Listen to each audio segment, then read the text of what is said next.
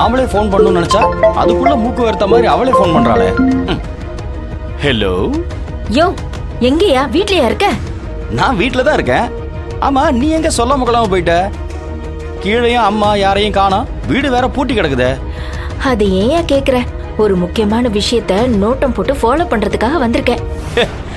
பெரிய CID officer மாதிரி பேசிட்டு இருக்க. ஆமா, இப்போ அந்த வேலையை தான் நான் பாத்துட்டு இருக்கேன். இங்க பாரு, உன் அண்ணிக்காரி இருக்கால, அவ வாசுவுக்கும் அவங்க சொந்தக்கார பொண்ணு மேகலை இருக்கால, அவங்க 2 பேருக்கும் ரகசியமா கல்யாணம் பண்ணி வைக்கலான்னு கோயிலுக்கு வந்திருக்காங்க. அத மோப்பம் பிடிச்சுதான் நானும் அவங்க கூடவே அப்படியே வந்திருக்கேன். ஏன்னா இங்க இருந்து இந்த விஷயத்த அந்த ஷைலஜாவுக்கு அப்டேட் பண்ணாதான் நம்ம கைக்கு ஏதாவது வந்து சேருயா. அது சரி, இப்ப எதுக்கு நீ எனக்கு ஃபோன் பண்ணி அந்த விஷயத்தெல்லாம் சொல்லிட்டு இருக்க? ஷூ, அது ஏன் கேக்குற? இந்த கல்யாணத்துக்கு நமக்கெல்லாம் ஒன்னும் சிறப்பு அழைப்பு இல்ல. ஓஹோ. ஆனா அந்த சிறப்பு விருந்தினரா அந்த மளிகை கடைக்காரர் இருக்கான்ல, அவன் தான் முதல் ஆள இங்க வந்து நிக்கிறான். நின்னதோட மட்டும் இல்லாம உங்க அம்மாவை தனியா கூட்டிட்டு போய் என்ன பேசினான்னு கூட தெரியல. உங்க அம்மா ரம்யா கிட்ட இருந்து சாவியை வாங்கி அவன் கையில கொடுத்து நம்ம வீட்டுக்கு அனுப்பி வச்சிருக்காங்க. ஓஹோ. இங்க பாரு, அவன் இப்போ வீட்டுக்கு தான் வந்துட்டு இருக்கான். அவன் எதுக்கு நம்ம வீட்டுக்கு வந்துட்டு இருக்கான்? ஓ, அதை கேட்டதுக்கு தான் உங்க அம்மாவுக்கு கோவம் மூக்குக்கு மேல வந்து என் வாயை அப்படியே அடைச்சிட்டாங்க. அதான் இப்ப நான் உனக்கு போன் அடிச்சிருக்கேன். யோ, எக்காரணம் கொண்டும் அந்த ஆளை நம்ம வீட்டுக்குள்ள நுழைய விட்டுறாத. அது என்ன வீடா இல்ல சத்திரமா? போற வரவங்க எல்லாம் சாவியை போட்டு வீட்டை திறந்து உள்ள வரதுக்கு சொல்லிட்டல்ல, நான் இன்னைக்கு வேலைக்கு போக போறதே இல்ல. அவன் வரட்டும், அவன் என்ன மீறி வீட்டுக்குள்ள எப்படி போறான்னு நான் பாத்துறேன். ஷோ, இல்ல நான் மட்டும் வேலைக்கு போய் அப்படியே கிழிச்சிருவேன். சொல்றதை மட்டும் செய்யா. வெய்யா போன. ஏய் கனகா, இன்னைக்கு இந்த பலராமன் யாருன்னு உனக்கு தெரியும்.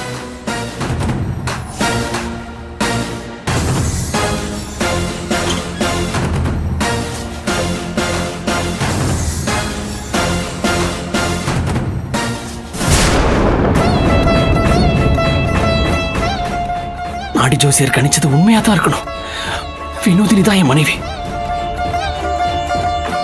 வீட்டில் இருக்கிற போட்டோவை பார்த்தா அது உறுதியாயிடும்.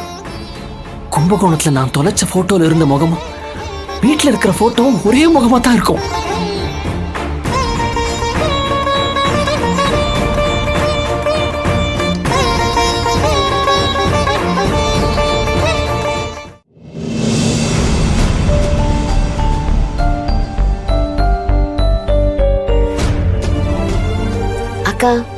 நீங்க எதை மனசுல வச்சுக்கிட்டு நீங்க இப்படி எல்லாம் பண்றீங்கன்னு எனக்கு நல்லாவே தெரியும்.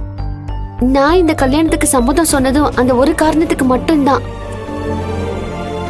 ஆனா இந்த கல்யாணத்துல திவ்யாக்கு விருப்பம் இருக்கான்னு கேட்டீங்களா? திவ்யா என்ன அம்மாவா ஏத்துப்பாளா? மேகலை, சூழ்நிலை புரிஞ்சுக்கிட்டு இந்த கல்யாணத்துக்கு நீ சம்மதம் சொன்னதுக்காக முதல்ல நான் உனக்கு ரொம்ப நன்றி சொல்லிக்கிறேன்.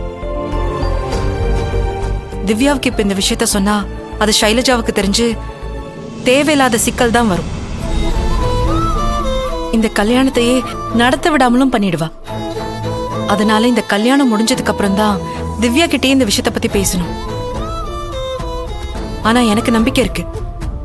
நான் சொன்ன திவ்யா கண்டிப்பா புரிஞ்சுப்பா, உன்னை அம்மாவா ஏத்துப்பா. மேகலை, இந்த கல்யாணம் அவசரத்துல நடக்கிறது உனக்கு சங்கடமா தான் இருக்கும். ஏன்னா ஒவ்வொரு பொண்ணுக்கும் கல்யாணங்கிறது மிகப்பெரிய கனவு. அது எப்படி எப்படியெல்லாம் நடக்கணும்னு எல்லாருமே ஆசைப்படுவாங்க.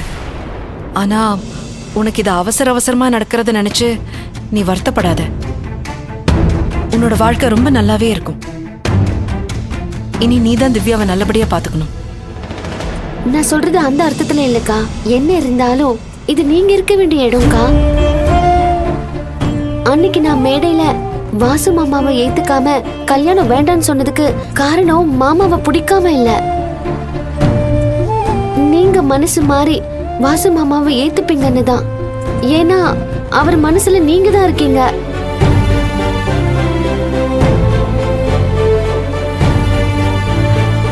மேகலை, நடந்த விஷயத்துக்கான விளக்கமும் திரும்ப அதை யாருக்கும் புரிய வைக்கிறதுனால எந்த பிரயோஜனமும் இல்லை. அதுக்கு மேல இப்ப நடக்க போற கல்யாணம் மட்டும்தான் நிஜம். திவ்யா அப்பாவுக்கும் உனக்கும் கல்யாணம் நடக்க போகுது. இனி அந்த இடத்துல நீதான் இருக்க போற. அதே மாதிரி உனக்கு ஒரு விஷயத்த தெளிவா சொல்றேன். கல்யாணம் முடிஞ்ச கையோட உங்க 2 பேருக்கும் குறுக்க நான் இருக்க மாட்டேன்.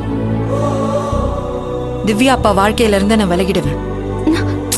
என்னக்கா இப்படி எல்லாம் பேசுறீங்க? இல்ல மேகலை, அதுதான் எல்லாருக்கும் நல்லது. இப்ப நீ மேற்கொண்டு மனசை போட்டு குழப்பிக்காம சந்தோஷமா வா. நடக்கிறது எல்லாமே நல்லபடியா நடக்கும். சீக்கிரமே இந்த கல்யாணத்தை முடிச்சு நம்ம கோர்ட்டுக்கு போய் திவ்யாவை கூட்டிட்டு வரணும். நீ வா.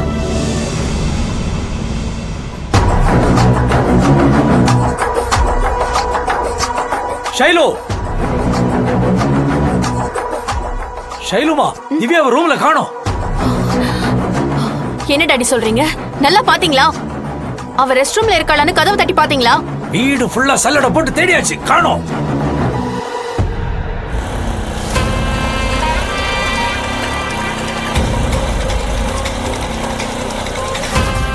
எனக்கு தெரிஞ்ச வாசுதான் ஏதோ பிளான் பண்ணி கல்யாணம் நடக்கிற இடத்துக்கு திவ்யாவை கூட்டிட்டு போயிருப்பான்னு நினைக்கிறேன்.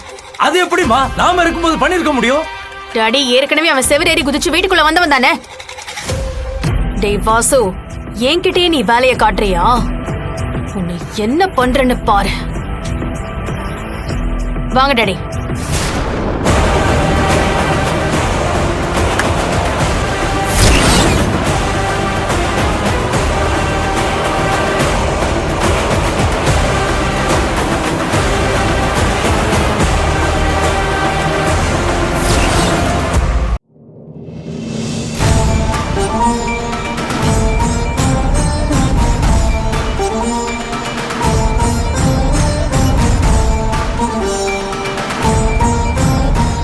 சரி, இப்படியே மச நின்னுட்டு இருந்தா எப்படி? ஏமா வினோதினி, ஏற்பாடெல்லாம் சிறப்பா பண்ணிட்டியா? எதுவும் குறை இல்லையே? பாட்டி என்ன பேசுறீங்க? ஏய், நீ சும்மா இரு. கற்பகம், வாங்க போலாம். முகூர்த்தத்துக்கு நேரம் ஆச்சுல்ல. கல்யாணம் முடிஞ்ச கையோட திவ்யா போய் கூட்டிட்டு வரணும்ல. வாங்க போலாம்.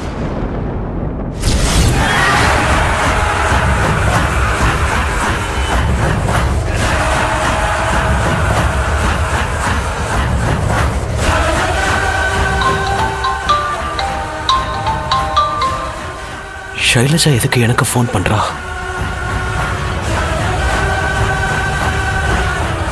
என்ன சொல்ல? என் மக திவ்யா எங்க? ஹே, திவ்யா எங்கன்னு என்கிட்ட கேக்குற? அவ உன் கூட தானே இருக்கா?